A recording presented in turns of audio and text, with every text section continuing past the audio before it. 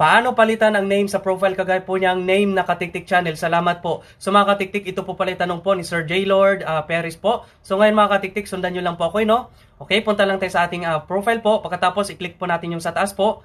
Pagkatapos, i-click din po natin yung settings po sa taas. After po dyan, i-click lang po itong personal and account information po. Pagkatapos po dyan, itong, ayan, name.